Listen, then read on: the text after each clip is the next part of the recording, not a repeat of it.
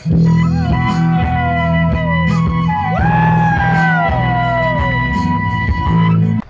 Bikarni, Jai Bikarni.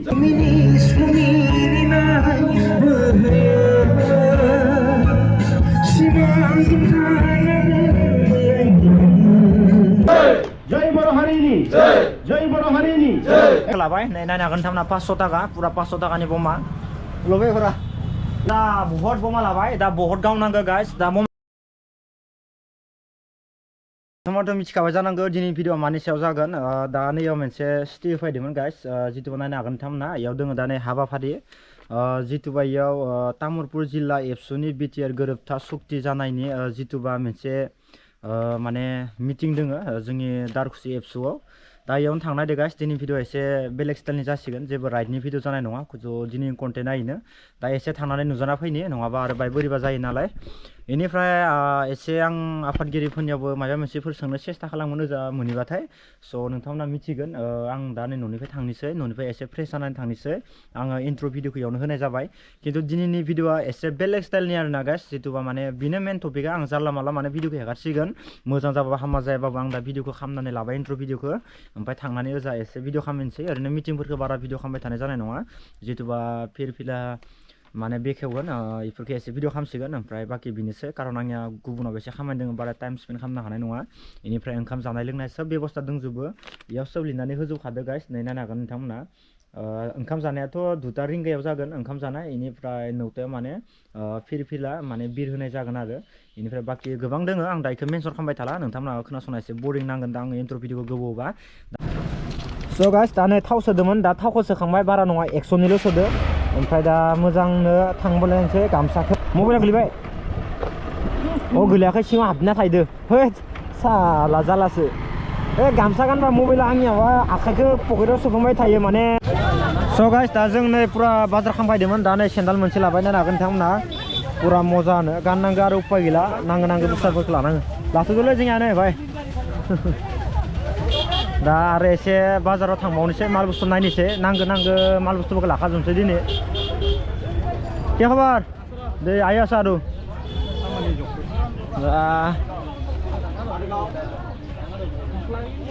गस्ला गिन्दि लागोन ना दा गस्ला गिन्दि नायनो थांनो जोङो बेसां बासिथाव मोनो नायनि दारखुसियाव बेसां लुथियो दखानिफोरा नायनि आरो न' खेबसे स' गाइस दा जिखुनु जाया नै बमा लांनो फैदो एसे माने बमा गावनो होननानै दा एसे एन्जयबो खालामनांगौ नङा होमबा गाइस इन्ट्रेस्टनि दा बमाखौ लाबाय नै नायनो हागोन नोंथांमोना 500 टाका पुरा 500 टाकानि बमा लबे पुरा इटाइथ' पेकिं कर दिबा लासे ना बोर्डिंआव दिबि मजा बहुत बमा लाबाय दा बहुत गावनांगौ गाइस दा बमा गावनायफोरखौ भिडिअआ नङाबा इउटुब आरो कपरेट नांनोबो बाय गिनांगौ इउटुबा दाना बहुत रुलफोरखौ माने स्ट्राइक खालामगासिनो दङ ना दा आं थांलोम थानोसै बमाखौ पुरा पेकिं खालामनो होबाय बेनिफ्राय दा एबसु पुरा गावहैनोसै गाइस थ' नोंथांमोना नायलांबाय था ओइ थौ दारखुसि सगावनो दे आङो दारखुसि सगावनो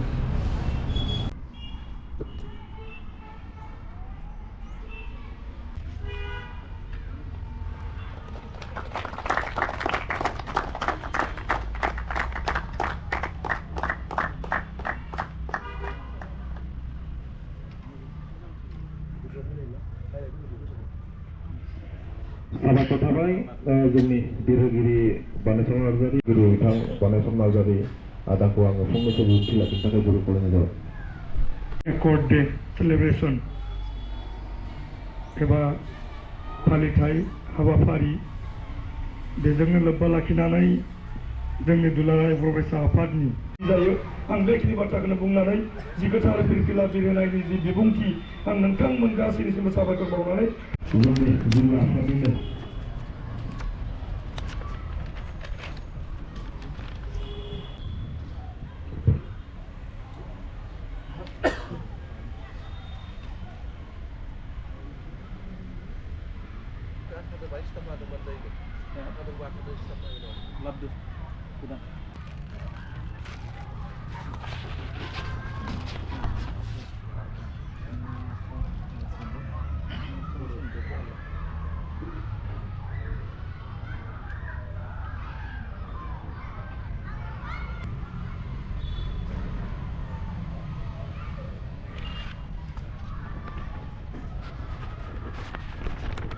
Jai Bikarni, Jai Bikarni, Jai Boro Hari ini, Jai Boro Hari ini, Epsu long live, Epsu long live, Epsu long live, Gozong Gozong Buraya, Gozong Gozong Buraya, Jai Boro Hari ini, Jai Boro Hari ini.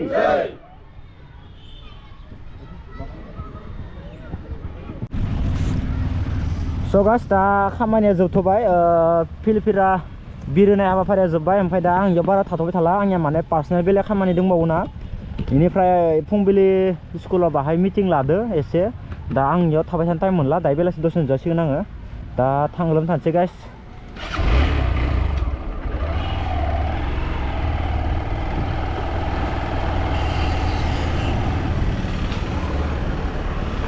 दिनैथ' खनेबा दारखुसिया हाथायबो जायो guys ओमफ्राय दा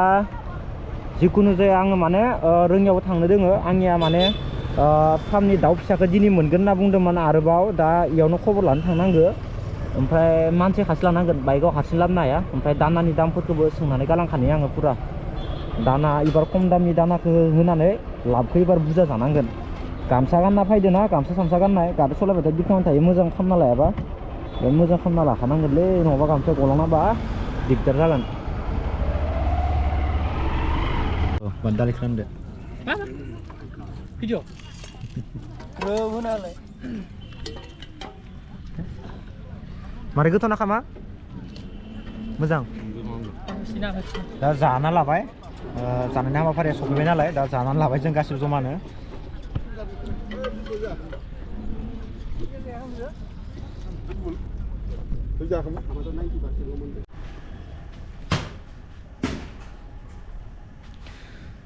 तो finally जोङो पुरा ओंखाम जाबाय ओमफ्राय दा ओंखाम जानानै दा माने स्कुलनि जितुबा ओंखाम जानो थाखाय स्कुलनिफोर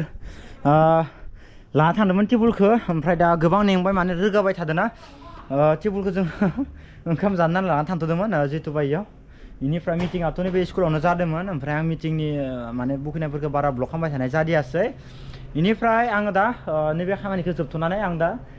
थाइगिरखारियाव थांगोन गाइस माथो नैबे जाबाय क्लास 6 ना माथो नैबे रुमा क्लास 6 नि जागोन खोमा नैबे रुमा नै नायनो हागोन नोंथांमोना ओमफ्राय बहुत आरोना एभेलेबेल नैबे तरजा बेरानि ओमफ्राय इथिंगालि पाकानि दोङो नै साइथिंगालि नायनो हागोन नोंथांमोना पुरा पाकानि नायनो हागोन नोंथांमोना जाय जाय फुंबिलि स्कुलाव फरायो मिथिखागोन दा ओमफ्राय खामानिया जोबथ'बाय दा जोङो थांग्रोम थानोसै ओरैनो बारा नङामोन दे मोनब्रै मोनबा बा मथा मथि खैखान जागौमोन टटेल हिसाब गैया मथथे 8 खान बा 9 खान जागौमोन बेनिफ्राय दा कमप्लिट रोगाजोब्बाय बेनिफ्राय दा फुंबिलि स्कुलखौ बाय बाय होथ'नोसै ओमफ्राय थांनोसै थाइगिरखारियाव गाइस अके थ' नायलाम दा गाइस लटारिनि गारि मोना जाथारदों आङो मोनथारसिगोन दा लटारिनि गारि मोनबाय गाइस आङो पुरा स्कुटि सिमाङाव नुगोलायनाय दा मोनाबा मा जानो गोसोआ दुखु नांगोन ना मोनथारनांगोन खबर लानो थाङि दा